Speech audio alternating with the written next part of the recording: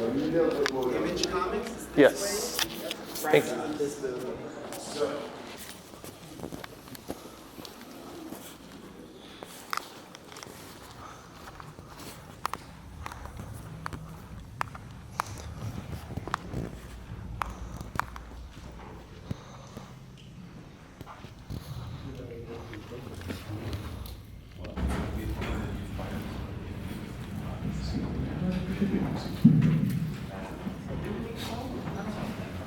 Appreciate everyone coming early on Sunday, especially for those who have been here all 4 days, so really do appreciate that. Thank you very much.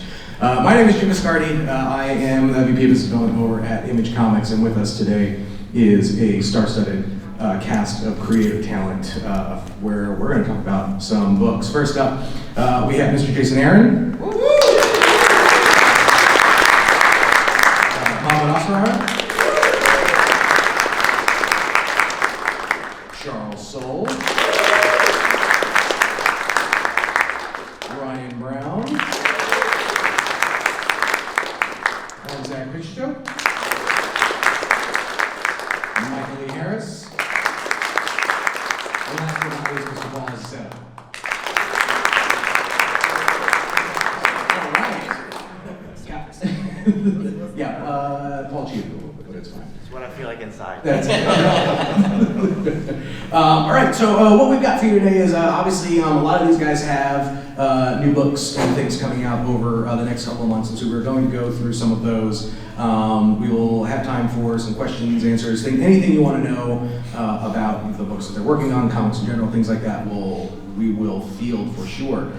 So first up, Jason and Mahmud, I'm going to put you guys on the spot with Bug Wars. Bug Wars is will be a new series coming from these two starting in February of 2025. It was announced earlier this week, but Jason and Mahmud, why don't you guys take it away and tell us a little bit about what it's about?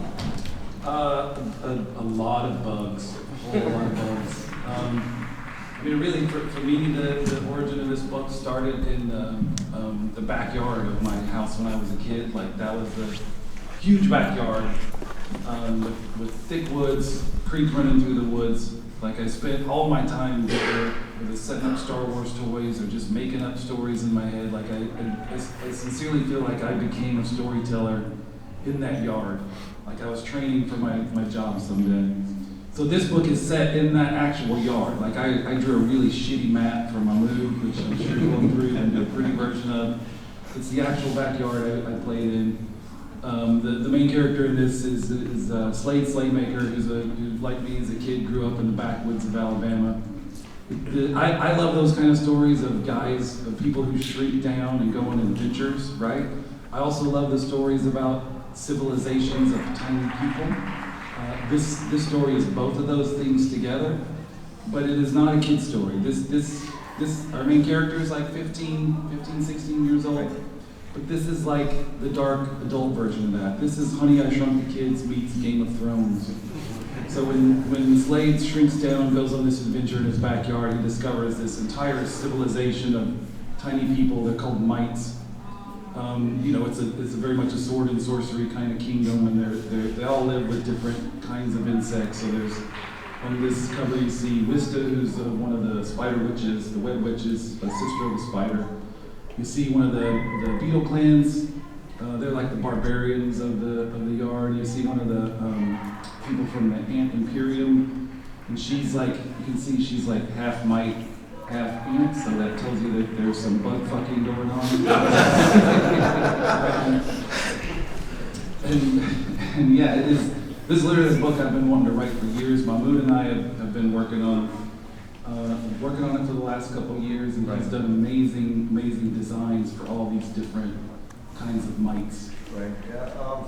When Jason, we wanted to work with Jason for a long time, and he came up with this idea and told me about it, and it kind of I was sold right in the first minute because it was what I wanted to do right from the get-go. Like this world building, doing everything on our own, epic story, told in parts and. Creating everything from the ground up, and everything. And it's always been a blast, especially creating all these different kinds of mites and creatures and all kinds of weird stuff going on. especially the bug fucking stuff. At some point, I had to draw stuff like that. So there's a Sorry. I don't know how to feel about that. I can't show that stuff to my kid. It's been interesting and extremely exciting. And Yeah. So right here we've got obviously another cover from Mahmud, but also a variant cover by Pichetshote. But to give you guys a little taste on what the insides look like, this is the kind of scale and scope we're talking about here. Now, Jason and Mahmud, you guys have worked together obviously before in the past. What is it any different a little bit on this, knowing that obviously you guys get to do basically anything you want, but like what kind of shorthand kind of helps put something like this together? I mean, I think it's exactly that. I mean, Mahmud and I worked together mostly on Conan stuff. We did Conan the Barbarian, King Conan, which had a blast on those. Also, we did those with Matt Wilson, who's also coloring this. So we got the whole team back together from Conan. And yeah, I think we both had a great experience on the Conan stuff we did. But with this, I mean, this spread right here is a good example. This is like page 4 or 5. What do you want to talk about? I just wanted to say, we're doing everything that we want to, that maybe sometimes we couldn't have done the mainstream stuff that we did. This is actually a throwback to what we did. There was a scene in a book in Conan where we did, we couldn't show the head being cut off. So I had to put a huge head over there being lopped off. It was like the first, along with all the weird stuff going on. And we had to actually censor this for you guys for now, but the book will be fine, Yeah, I think it was like the first page of our first Conan issue. Mahmud drew a head being lopped off and flying at the camera and had to take it out. So it was like, I remember you asked, like, can we do that here? And I was like, fuck yes. Put some little tiny Mike Dong in there too. So.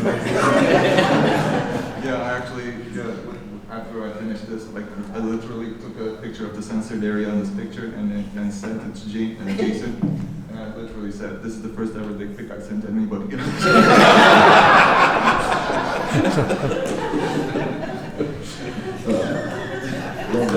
It was worth it just for that moment, if nothing else. You saw that was the first issue cover that we just saw, and we got a variant by Peach, which will be open order, so the retailers can order as many of those as they want.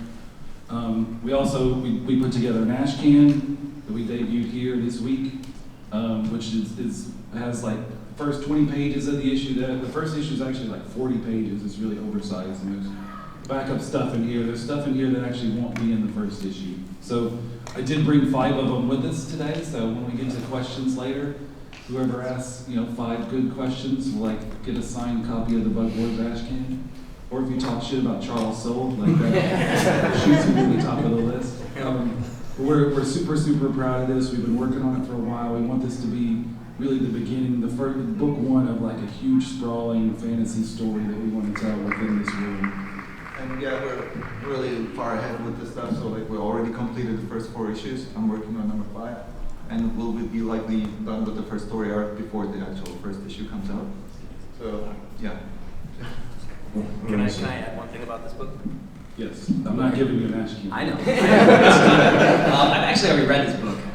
Jason was very kind and shared it with me, and it's spectacular. Everything you're hearing about it is A, true, but B, kind of only half of it. There's this whole other element to it that he's kind of not exactly hiding. You're not trying to trick the people, but the story's bigger than he's talking about, and it's the second angle of it is super cool. But there's this other part at the back of the first issue. Jason is an intimidatingly good writer. We all know it. It's all frustrating to all of us other writers.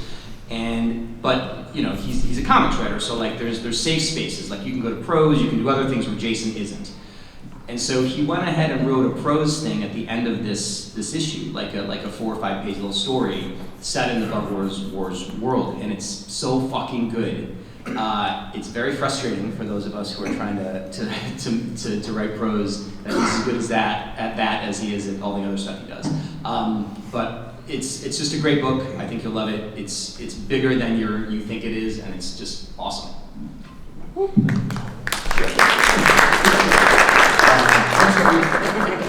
I'm sorry, I talked shit about that. We also have some designs which are just phenomenal. Really cool gorgeous stuff. Oh yeah, those are the Wasp Riders. They're like the crazy Vikings who show up and sting you in the face and take all your shit. They're among my favorites, they're berserk and everything, just crazy guys. And then we've got huntercaponecomics. Yeah, you gotta have some creepy religious guys. So these are the guys who take care of maggots, and should we say what their temple is? Like their base? Yeah, why not? I think you can probably figure it out. It's not really pretty. Like their headquarters is in a dead dog by the side of the road. Is that the line? Bug fucking was okay. Love it. All right. With that, we're going to move on to Charles and Ryan with the Lucky Devils.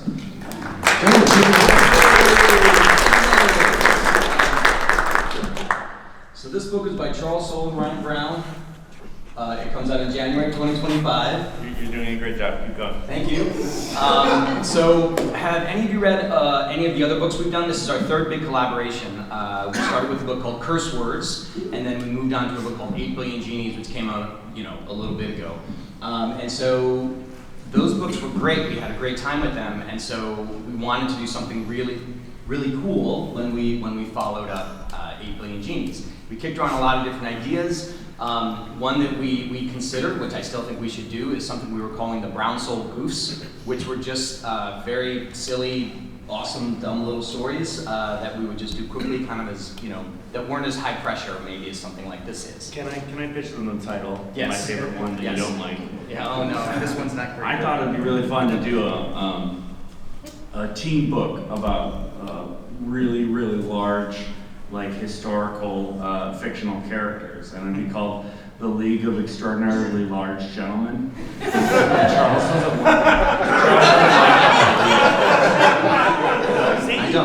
I don't, yes. I don't know that they're, anyway. But another one was called Too Many Frankensteins, another one was The Ghost and the GoBot. That's my favorite one. So we almost did that. We almost did more genies. We had a lot of ideas, but the thing that we settled on, the thing that we thought we really wanted to do was to do another book that was another really big swing story-wise, that had the beautifully designed, robust fantasy element to it that Genies and Curse Words did, but also had the deep, strong emotional core that 8 Billion Genies and Curse Words did, right? And so we settled on the Lucky Devils, and the premise of the book is it's all built around what we call shoulder devils, right? The devil on your shoulder. And you have two main characters who are just ordinary people who live in Chicago. Their lives are kind of shitty. And they meet late one night, the devil's on their shoulder, and start working with them directly to try to improve their lives. Their lives are, as I said, not awesome. And so that works pretty well at first, but then it all starts to go straight to hell, obviously, because the devils turn out to be these little anarchist maniacs who have their own agenda. And so it all spins out, and all becomes wilder and wilder and wilder. It's a 9-issue series. Each issue is based on a deeper circle of hell. So as the series goes, it gets deeper and deeper and deeper and more intense. And the central emotional core that I think everybody can relate to is temptation. Because we all have known the right thing to do, but we kind of want to do the wrong thing. That's something I can see it on your face. You're all thinking about the wrong thing right now. And that feeling and that impulse is the emotional core of the book. And then you've got Ryan's incredible artwork layered on top of it. You can see some of it there. So that's when literally in the middle of the night, the two devils pop up and it's like, hey, what's up? I'm Caller, I'm Rake. And they are a couple little sons of bitches. So it's kind of like, there's a little gremlins to it, as you can see. There's a lot of interaction between the humans and this wild, fantastical element. So I'm going to let Ryan talk a little bit now about what he thinks about it. Okay. Yeah. So it's a story that takes place in two main locations: Chicago, where our humans live, Cam and Star, and then in hell. It's not like a biblical hell. It's just kind of the place that devils live, and where they work, and their jobs are making people become evil and more influential. And so these two are like, this sucks. Our good people will never get bad. Let's mess everything up and make them good. And so they decide to just be like total anarchists and buck the system of hell because they know they're never going to get out of their shitty neighborhood and never going to have money, never going to get anywhere that they want to do it. So we're going to make these people good. But of course, how do they make people good? By doing devilish things. So our main characters are like, the devils come to them and they're like, hey, we've been, you know why your life's so bad? It's because we've been fucking with you for your whole life. But we're gonna stop and we're gonna make you good now. We're gonna help you get ahead. And so the humans are reluctant, but as things start going better for them, they start lying to themselves that actually, like, they are doing good. This is getting better. Meanwhile, the devils are lying to them, and the devils, who are a couple, Cull and Rake, are lying to each other. So it will have a lot of surprises and a lot of, I don't know what the real motivation is. A lot of lies? Yeah, it'll be a lot of lies. More I mean, lies. it's got devils in it.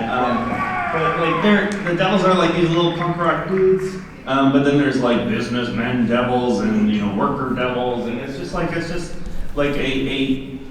just really terrible city that you live in where everybody is just like a little devil. There's a scene with little devils that come out of the sewer and eat garbage, and so it's moments of getting to draw really serious emotional stuff that you can relate to with these two humans, but then there's this fantastical stuff with these little devils that are crawling all over them and whispering in their ears and poking their tail up their nose and, you know, just messing with them and just destabilizing their lives. Do you want to say more? Those got some pretty cool covers. Yeah, we have some phenomenal variant covers, which is part of the game these days. So the one on the left is by Frank Miller. Anybody ever heard of Frank? Yeah, he is amazing. He was very cool and said that he would do this for us. Alex Sinclair colored it rather. That is free to order, just like the Peach Momoko cover on Bug Wars. And so hopefully retailers will have a big pile of both of these covers. The one on the right is not free to order, but you should get it anyway. That features Ryan's cat, Simon. On each of our series, we have done a Simon variant, and they've all been glitter. And this one will also be a glitter cover. It's not shiny and glittery there, but in real life, it's going to have so much glitter on it, it's going to blow your minds. So much glitter. Yeah, for people that don't know, I don't advertise it too much, but I hide him once in every single comic I've ever drawn. And so if you go back through all my stuff, you can try and find the black cat that's hidden in every single one. And of course, he's hiding in the Lucky Devils. He is hiding in the Lucky Devils, and there's a funny part. So Ryan and I have been working together for a long time, and like I know that he does this with hiding his cat in the issues and all that stuff. We have a lot of in-jokes, a lot of things that we do to keep each other entertained as we write these scripts, we tell these stories. And so I put a cat in this issue, but it's Simon's black cat, and I made this cat very explicitly on the page in the script a white cat. And he was like, dude, why didn't you just make it, my cat? I'm like, well, because I just did it to mess with him. And I named the cat, so his cat is named Simon, I named this cat Alvin. Are we gonna see Theodore? We gotta see Theodore. Well, if you guys buy this book, and we are able to do another series after that, I guarantee I will put a cat in that named Theodore. For you guys.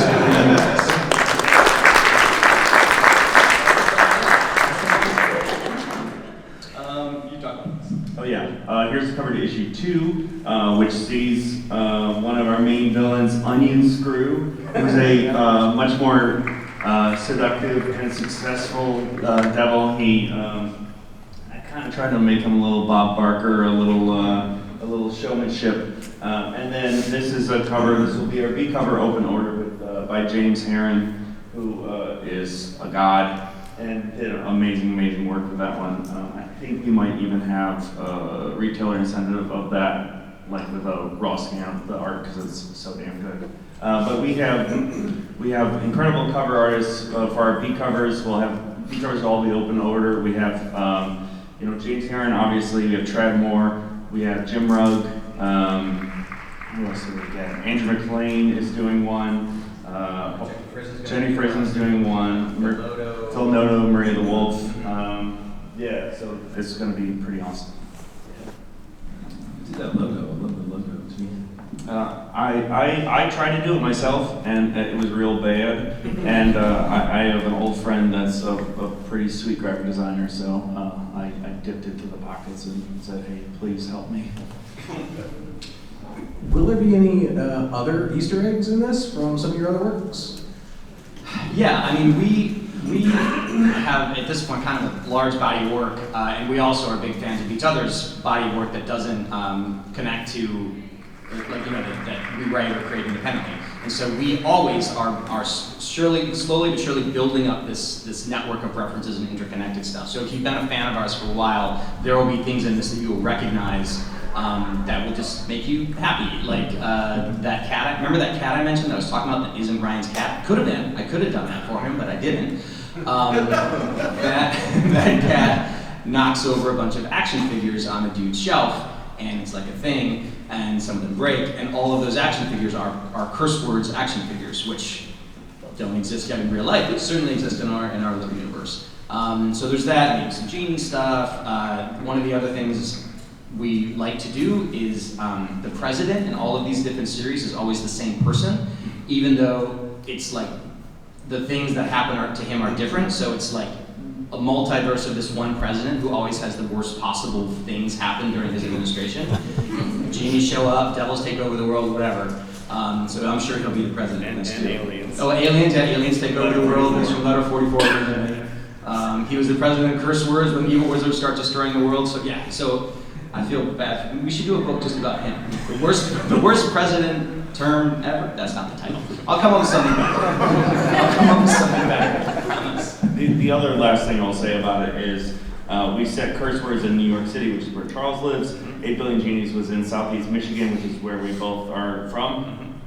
And then this one takes place in Chicago, which is where I live. And so I'm having a hell of a time hiding in an incredible amount of Chicago references that are very specific. If you live in Chicago, you will enjoy them a lot. And for me, that makes None it... of these people live in Chicago. No, I don't think they do. I don't think they do. But for me, like, this is my Chicago piece. Like, this is gonna be me, like, highlighting things that I love about the city. And then it makes it really easy to do reference, because I literally drew the hospital by my house. I just went and walked and I took a picture of it, and then I drew it, and that's super fun. Yes, it's very fun. We need to move someplace else if we're ever going to run out of places. Yeah. We'll take the next book will take place in the Javits Center. All right, with that, we'll move on to one of the next books coming up for the Horizon Experiment. Pornsak, this is something that you've been kind of shepherding a little bit. So, Ian, for those who may not know, let's talk about what the Horizon Experiment is, and then we'll get into Mother F Months. Yeah, so the Horizon Experiment is, first of all, thank you for waking up to come to a panel on Sunday. I feel like even if this panel's at 4, I should still thank you for waking up to come to a panel on Sunday. The Horizon Experiment is 5 one-shot pilots for a potential new series. If the sales and response are good enough, they will continue. And the conceit or the controlling idea behind every one-shot in the Horizon Experiment was I gave all 5 different creative teams, myself included, the same challenge, which was create a protagonist of color, set a story in a popular genre, and set the story up in such a way that if you change the background of the character, their whole story would have to change. And from that, we've got 5 sort of one-shots. The Manchurian was one that I wrote and drawn by Terry Dodson, and I'm selling it at my table here at the show at Artist Alley. And the Manchurian is about a Chinese super spy that is working covert missions in America for China, protecting Chinese spies that are secretly all over the country in a way of talking about the new Cold War that we're currently in.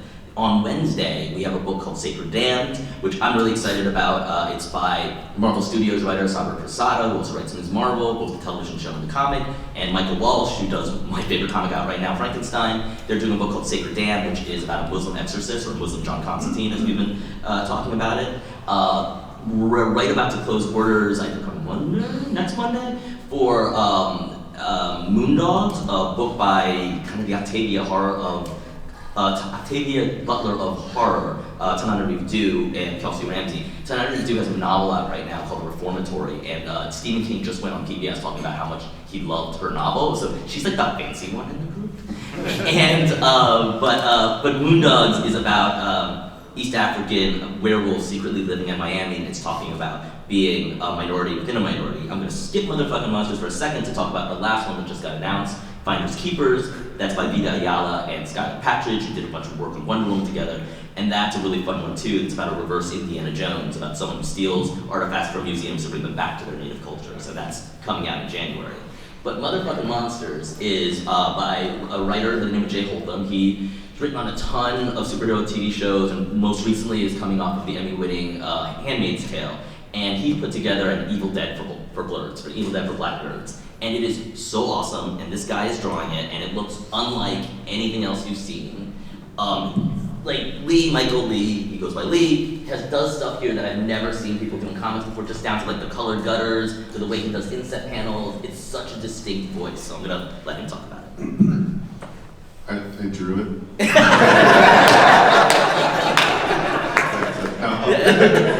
had a lot of fun experimenting, trying to push boundaries and see what I could do with the medium. So that's kind of my inspiration for this. What, talking about just the colored gutters and things like that, is that something that, you've seen and wanted to try and put into practice, or that you just kind of did to see what it would look like? I'd love to hear more about how you kind of integrate that, because looking at that second page, that final panel, right, like it all just almost seems like it happens in the gutter, in a sense. Well, I was wondering what to do with all that space. Mm-hmm. Like, I had seen people just do white gutters, and I was like, why don't we use this? I mean, it's, maybe a quarter to at least 15% of the page. Mm-hmm. So I thought I should do something with it. And I was working with a writer on a cartoonish detective story. And I just started doing it, and he didn't say anything. So I just kept doing it. It's so cool, because I've never seen it like anywhere else, and it's like, it seems simple, but it does add a completely different ambiance and atmosphere to the whole comic. And I remember when it came in, I was like, how come I've never seen anyone else try that before? It's so cool. I'm sorry to interrupt, but I would say it is really cool, and as far as that, like, as speaking as an artist, it's something that, like, you have to be kind of good to do it. That's why most people don't do it. Because you can run into problems with this, with the way things are laid out. So like he's doing it great here, but I think that's probably why. Yeah. It's actually something that's not easy to do, so it's really cool to like someone who can do it and pull it off and stuff, so. Sorry. No, that's a good point. We got another set of preview pages here as well. The other note, what has been the most fun working on this for you, right? So obviously getting the script in, were there like holy shit moment kind of things for you in it that you're like, I can't wait to get to this part to draw? So I don't know if you know this, but there are monsters in the book. There's no bug fun. But there are monsters. So the best part for me was designing the monsters and getting to draw them destroying things. Spoiler alert, monsters destroy things. Image has a very strict policy on the amount of butt fucking they capture. We tried it, and it got kicked back, like, no, we used up our quota. So. Enough bug fucking for all of us. Awesome, thank you. All right. Wait, do you have Toulouse cover on your one-shot? I don't. That's okay. Yeah. One of the things I will say is that all the one-shots have amazing covered by Tula Lote, and they all interconnect into one really sick sort of like super image. And there's two different versions of the covers. So like you've got one with the open to order V covers, but then we are also doing a 1 in 25 foil virgin thing, and it just looks so damn cool. So if you love Tula's art, which I do, it's worth checking out also just for that. And the one specifically for Motherfucking Monsters, as much as I love all of Tula's art, it's a sick cover. So I really like the one you pulled for this one in particular. All right, and we'll move on to the last project we've got for today before we jump into some questions, is a book by Paul Azaceta and Rick Remender called The Seasons. Paul, this is a book that I know we've been working on for a bit, and so I'd love to, let's set it up with, I guess, what it's about, and then we'll get into the nitty-gritty. Yeah, I mean, it is, well, I mean, Rick, I've known Rick for 20 years. I knew him when he was nobody. No, but I know, so we always wanted to work together. We only got to do like a short little thing, and it was always the scheduling nonsense and whatever, all that stuff. So we've been trying to work together for years. And finally, when I had an opening in my schedule, and then I just went to him like, hey, look, let's just do this. Stop putting it off. What do you got? what are your ideas? I want to, let's do something together. And then when he threw a few ideas at me, he's like, well, these are the ones I have cooking here. And he's like, any one of these you want to do? Like, I'm down, let's go. And I picked this one. And then when I first picked it, he was like, okay, that one. You know, because it's different than the stuff we've done before, and especially stuff I've done before, because it's, I'm known, I guess, for whatever reason, I've done horror stuff, like straight horror stuff like that, you know, Punisher, and so like that, you know, like a lot of crime stuff and stuff, whatever, because I think my style lends that. But I actually love Disney movies. I love, you know, like Pixar stuff. I love all this stuff, and I always want to, like, I want to kind of open up and try some of that stuff. So that's what this is, kind of. While at the same time, you can see from the cover and everything too, where it's still horror. So I didn't abandon completely that stuff and still whatever. But it is much more like a whimsical horror, and so it's a lot of fun. And so the title of the seasons comes from. It's based off of there's these 4 sisters, the season sisters. It's summer season, spring season, you know, they're all, and they live in this very idyllic kind of like fictional French town, and you know, they all have their big personalities they're into, and the evil circus comes to town and basically starts draining that city and then growing into that and taking over the town and the people and everything too. And then when the older sisters get kind of sucked in with promises of like making them like, I'll give you all your dreams and all your desires, you know, and it's up to like the younger sister. That's the ringleader there, who's the head of the circus, the evil head of the circus, but he has like the smile and which is like it's a gorgeous looking character, but it's also creepy as hell. Exactly, yeah. That's why I wanted to, one of the first things I did when we were talking about that, I want to give him just a mask that doesn't really have, you know, doesn't change expression, which makes it a little challenging for, you know, storytelling wise, but I thought it was great as far as the creepiness, because he always just has this locked in smile, and no matter what he's doing, even when he's promising you these things that are obviously like not going to go well for you and the evil circus is taking, you know. So yeah, so it's a lot of fun stuff like that, and then and then that's the main protagonist of this first huge arc is Spring coming a little. Yeah. But anyway, I just said Mateos Lopez, like he's doing such an amazing job on the colors and stuff too. But anyway, so this is kind of it. But she's the youngest sister, and she's the one that kind of is going to be the one that we follow mostly.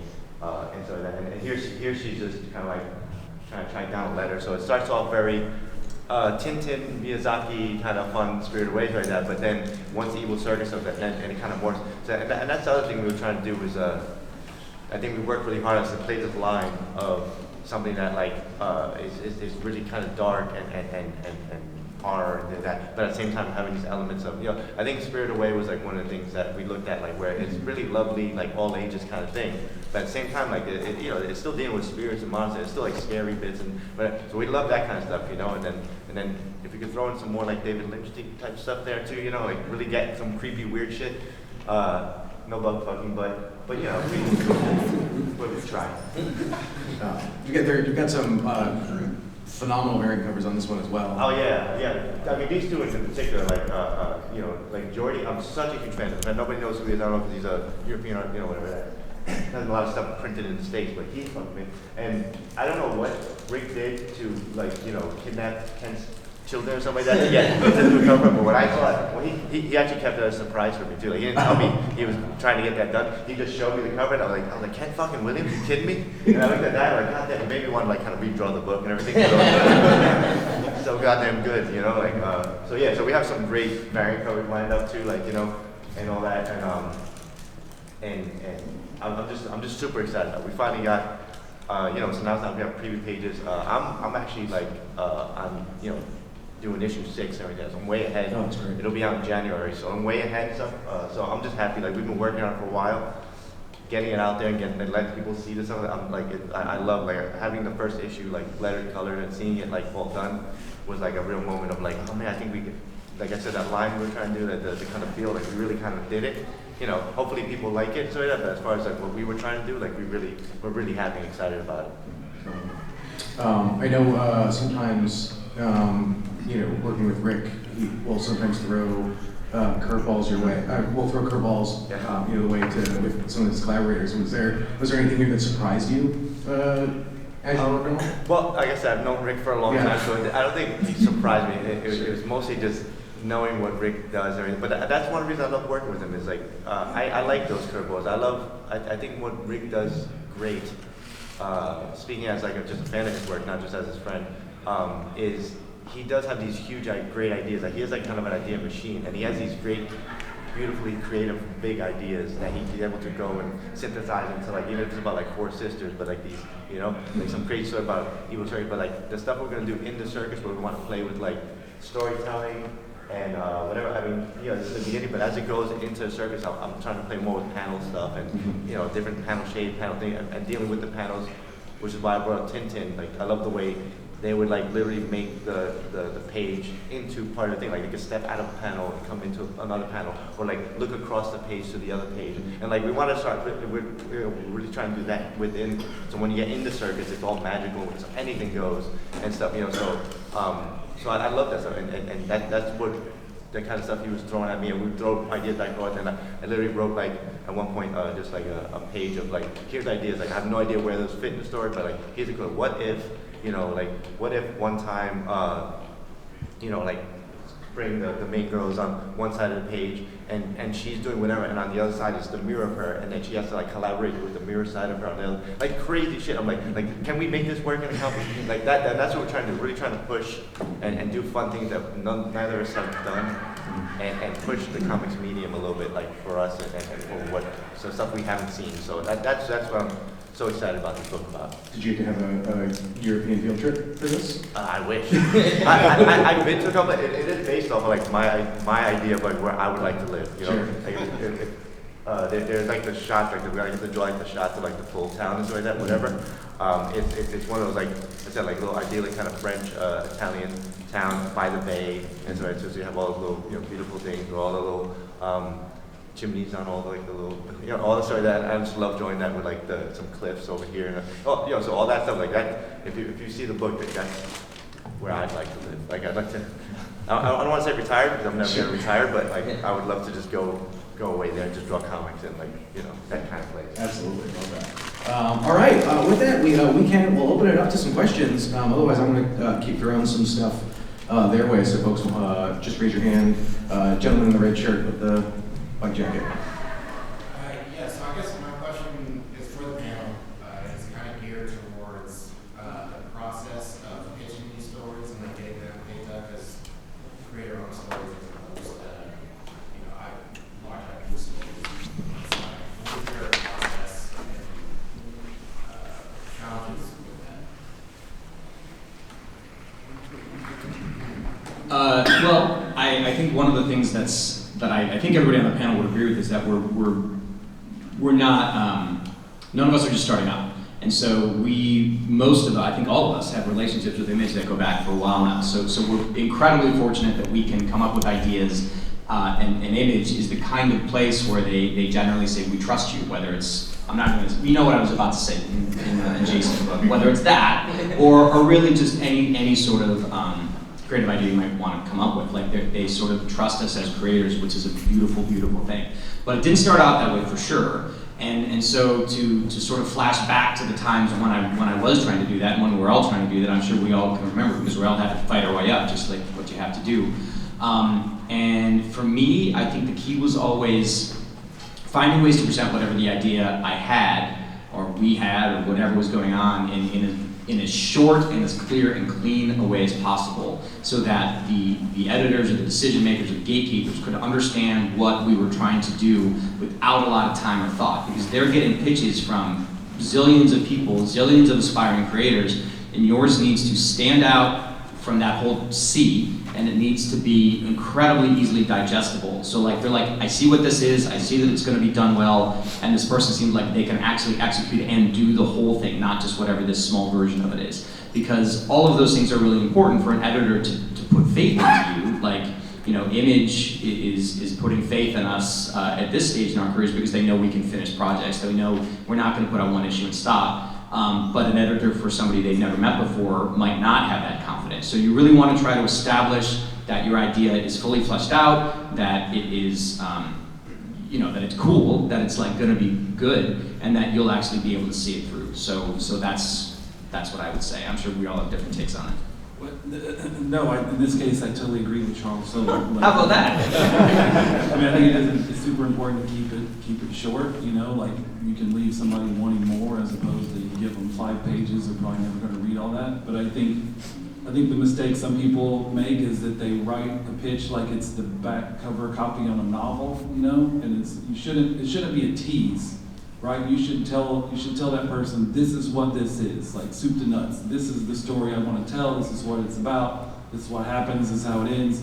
All that. Don't feel like you got to tease them. Just like boil it down, like Charles said, to make it concise and dense. As 1 page is great, but just tell what the thing actually is. Don't just tease it. One thing I will say is, and I think there's a lot of different sort of stages to that, and I totally agree with both of these guys. And so like, when I was sort of pitching my books, there's a point in the process where it's just like, how do I pitch this book in the shortest way possible? How can I pitch this book so it fits on a tweet? And then that's sort of like what I use to sort of get people interested. And then it gets to the next phase, which I think these guys are talking about too, which is like, how do I get into a 2-page document or a 5-page document? One of the things I can say is that if anyone's interested in this sort of stuff, my first graphic novel, my first comic was a book called Infidel, and Image did not know me at all during that point. So I put together a 16-page PDF, and that 16-page PDF is in the back of the Infidel graphic novel, so you can collection. So you can see what the exact package I sent to Image to get them to greenlight it. We ran out at my table, otherwise I'd sell it to you. I've heard that they sell comic books at Comic-Con, so you might be able to find it somewhere here. But that will give you like soup to nuts. Like they didn't know who I was. It included everything I did in that 16 pages of pitch that I kind of blind sent to Eric over at Image, which kind of led this whole relationship to happen with me. I'm going to comment from the art side. Obviously, comics are a visual medium. You need an artist to be drawing whatever you're writing, and especially if you were going to take it to a place like Image, you would want to have visuals and have a whole package. If you get 5 minutes, you want to show as much work and vision and creation as you can. For me, as an artist, I have enjoyed way more. I've felt way more inspired working on works where I develop them with the writer. Because when I am drawing things I don't want to draw, I don't fake it well. And I think a lot of artists are that way too. So if you write a sci-fi epic and you see a guy that draws westerns and then you work with him to do that, might be outside of his comfort zone. So for like when Charles and I put together our books, we go back and forth and back and forth and back and forth. He comes up with ideas, I draw them, he riffs off those ideas, and so we kind of build it together as a whole because the art takes way longer than the writing does, and so you have to make sure that you're working with an artist that is comfortable with what the content is and motivated and being like, yeah, I want to draw those bugs or whatever it would be, right? Since you got the first question, you want a free Bug Wars ash can? All right. I was going to say one thing real quick.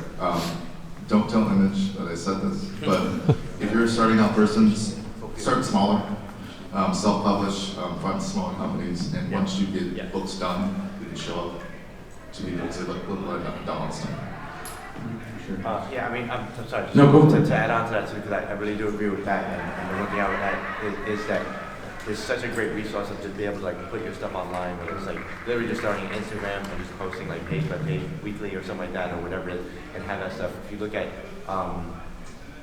there's a few artists, but even Daniel Warren Johnson was like doing all huge things. He started out just doing a daily digital, or not daily, but a weekly digital, whatever it was, like digital comic. And he had, and at a certain point when he was like pitching to it, he had to say, hey, also here's what I'm doing, but also check out like 300 pages of this thing I did if you want to see like what I can do for it. So.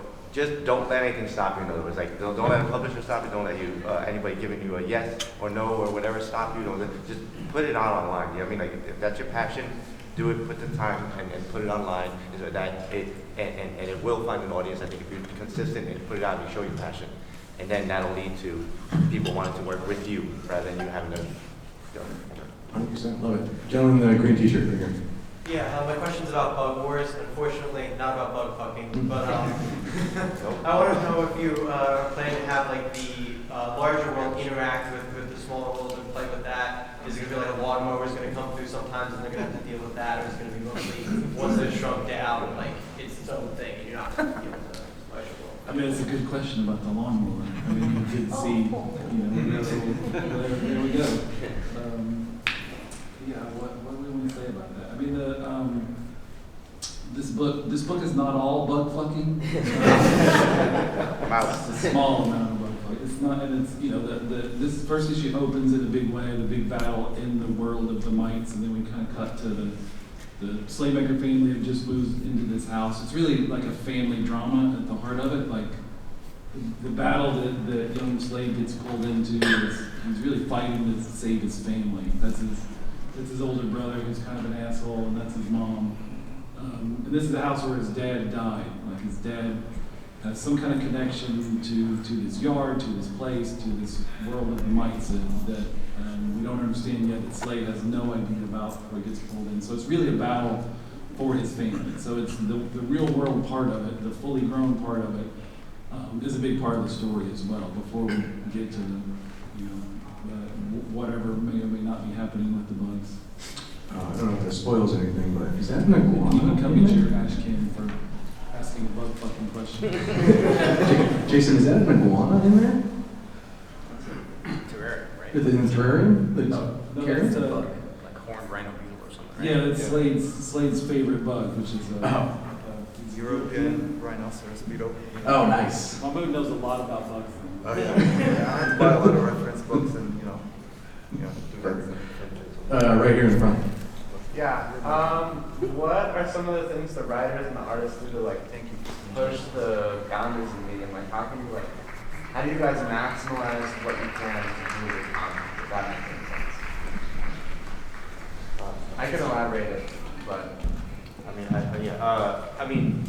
I think it's you can definitely push boundaries that way, and Lee is doing whether it's like simple things like or seemingly simple like the red panel borders or that, and then what I'm trying to do is just kind of push the comic medium as far as like the language instead of just being straightforward like panel 1, panel 2, panel 3, but like really trying to connect and like thinking of an overall thing. So there are different ways you can push it that way, But I think at the end of the day, it's kind of understanding what's out there and what you've seen and what you like and stuff, and maybe pulling from other places too. Where and it's not necessarily like movies or TV either, but like just like life stuff. Like I remember, which I may still do at one point. I wanted to do like a story about a singer, so I had to like, but how do I actually convey like when somebody's passionately singing, instead of just drawing them with their mouth open and like with the words on the thing, like, no, but how do I do it? Like, how do I lay it out? How do, so like, and I really try to figure out like, how do I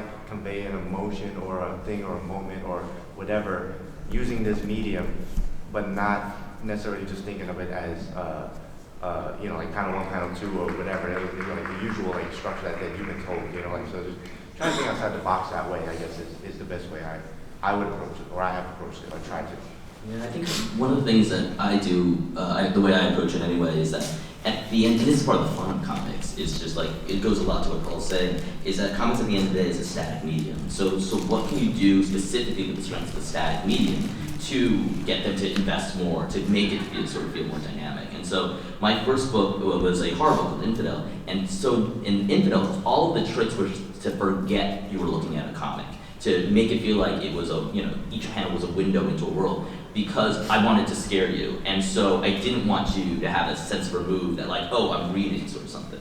But my next book was a book called The Good Asian, and that was a noir detective story. And that's a very cerebral book. So a book for that, it's okay for me to remind you you're looking at a page. And then I use the page to sort of simulate what the protagonist is, what's going on in their head. And then it's okay for me to say like, oh, let me play with the page a little bit and remind you like, these are things that you can only do in comics. You can break up a panel this way, you can highlight a panel this way. But a lot of it goes exactly what Paul is saying, is just kind of like, what's the intent of the story in the scene in that moment, and how can you use the static medium in comics, where the staticness is not a hindrance, it's actually, it's a feature, not a bug, and to get you to invest more in the story.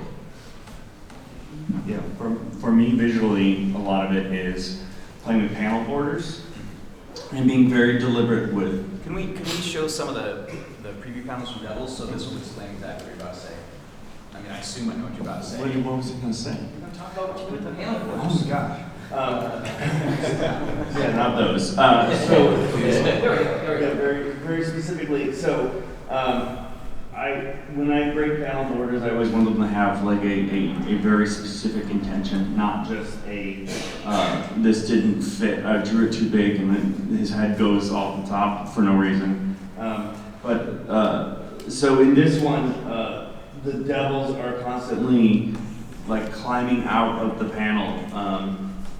And there's sequences where they're like telling a story and they're climbing around the panel and like going into the panel, and so that they get you that feeling that they are from another world and they don't really belong there, and that they're maybe making a connection with you, the reader, at the same time that they're messing with all the characters. They're coming to get you. Yeah, That's what they're doing. And then when I did 8 Billion Genies, there wasn't a single thing that broke a panel in 8 Billion Genies that wasn't a genie or created by genie magic, which was a rule I set for myself that was really hard when you wanted to like have important moments of the humans, doing whatever. And so it was like a really strict limitation. And it actually, I used it to, there's a character that you don't know has genie magic in them, and they're the only person that breaks the panel borders. And so if you're paying attention, then you realize like, oh, that one guy has been breaking the panel borders all the time, and no one else is. And then when we see, I do different panel shapes. So every scene that takes place in Hell in The Lucky Devils, it's like a wavy fire-shaped panel border. And then in 8 Billion Genies, everything. Yeah, there's none there. But we have the whole first issue at our table. Oh, that's good. We printed them up for the book, or for New York Comic Con, just like they did with the bug fuckers. And so, yeah, you can get it at table D41. All right, we got time for probably about 2 questions. Gentleman in the jacket glasses right there. Yep. Sorry. Yeah, Go ahead. Thanks. I have a kind of a curveball question. What do you prefer about working on creator-owned content, and what do you really hate about it? Like something that drives you insane. Creator-owned. The great part is you get to work with people that you know, that you have a relationship. I mean, work for Hire Comics, I work with amazing artists, but a lot of times it's people I've never met. I don't actually talk to directly. It all kind of goes through the company. With this, it's very much a relationship. It's like you're starting a small business. Like each one of these books is our small business that we're doing together, right? And someday our kids will be in business together. The bad part of that is That's what's going to happen. Well, just we own it forever, right? Oh, okay. I didn't know what you were saying. Someday we're going to die, Charles. We're all going to die. But the down part is I don't think any of us got into comics to be small business owners, that part doesn't come naturally to me, and it's still, the good part is you get to make all the decisions, and the bad part is you have to make all the decisions. So it's more work, but it's certainly rewarding. Yeah, I don't have much to add to that. I've been under contract for a long time, so going back to doing this kind of thing, it's been extremely liberating and also very stressful at the same time. I couldn't say it better in the sense that it's a blessing to do what you want and everything you're involved in, everything from the logo creation to whatever. But then you're involved with all of that and so much more work, and but in the end it's very satisfying. This is the best. Echoing everything they just said, I would add that one of the things I personally really love about creator-owned comics is that it doesn't have to end with a comic. Like we do a lot of creative things that are not just a comic. The 8 Billion Genies beer just came out last month. I just released the Curse Words concept album, which is a full rock opera Rogan composed based on curse words. you can take these ideas and these stories and these characters anywhere you want to go, which is and we are both very into that idea. It's super fun. I think the thing that's really challenging that is part of the thing that's built into the comics market is that we have no idea how Lucky Devils is going to do. We're coming off an incredibly successful book. We both have robust careers outside creator-owned comics and so on and so forth. We just don't know because comics is the way people buy comics, the way that people acquire them, hear about them is bizarre and unique and kind of cool, but also kind of terrifying. So we put, what, 2.5 years into this book, and we have our fingers crossed. We're doing everything we can to get the word out and make people pick it up. It might just disappear, and that's a really scary thing about creator-owned comics. Yeah, echoing what Charles said, it's just like convincing someone to jump on a new idea is challenging regardless of any medium it is, and you're in, and creator-owned comics is that. You're convincing, no matter how much they trust you, you're convincing them to jump on a new idea each and every time. So it's always a challenge, and very much according to what Jason said, it's just like none of us really got into this to run a series of small businesses, which is what you do for every book. But at the same time, it's, I don't know, most of my stuff is career-owned. I take about half of the work-for-hire stuff that I'm offered, and part of the reason why is just that, like, and maybe it was I don't think it was always like this, but like what Jason was alluding to, it feels like a lot of the work-for-hire stuff, it isn't as intimate as doing creator-owned work. I've never been in a band, but this is the closest I could feel like to being in a band, is working with your creators. Whereas a lot of times, when you're working for work-for-hire stuff, you send something in, I've worked on a for-hire book, but I've never met any of my artists before. We've never talked. That's just so weird to me, on my creator-owned books, where I make a point, like, we jump on a Skype, like, every other week and all that kind of stuff. And that's what I love about making comics. Yeah, and if you're a control freak like me, it is the jam. It's awesome. Because I put together, I color our books, and I do a lot of the design. I, set everything up for press. Like, I have my hands all over that stuff. I design inside front cover and all that kind of stuff. So it's a lot harder and it's a lot more work, but also you can do whatever the hell you want, right? And so, like, especially working for Image, it's just like, well, we're gonna need to do, add another signature of pages because we want to do a little bit longer story here, or we want to, like, put out the book early for New York Comic Con, which is what we did with Lucky Devils. It's like, can we do that? It's your book. And so you can really, the entire thing is a creative message and force, like from front cover to back cover. You have to design the back covers too. When you work for a company, you have an editor emailing you every week saying, are you on track? Are you doing these things that I asked you to do? Can you prove it? Can you show me what you're doing? And so you have, like, a dad standing over your shoulder, like, trying to keep you on target. When you work for Image, it's just like, well, this is when your files are due, and then they talk to you in a month, and they're like, are the files done? And then you have to either have, like, a little moment of shame where you say they aren't, or you turn them in. So, like, it's really, Image is there to guide you in a sense, but they really handle all of the production, promotion. They have all the know-how, but they aren't editing your book. They're not on your butt. They're not telling you you can't do that. It's your book. You do what you want, which means it's a lot more work, but it's a lot more satisfying. All right, we are just about at time, so we're going to do one super lightning quick question. Gentleman with the camera in the back. Hi, all of these books sound fantastic. I don't really have a proper question.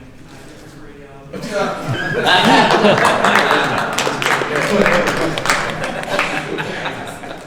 Is that all we got time? That's all we got time.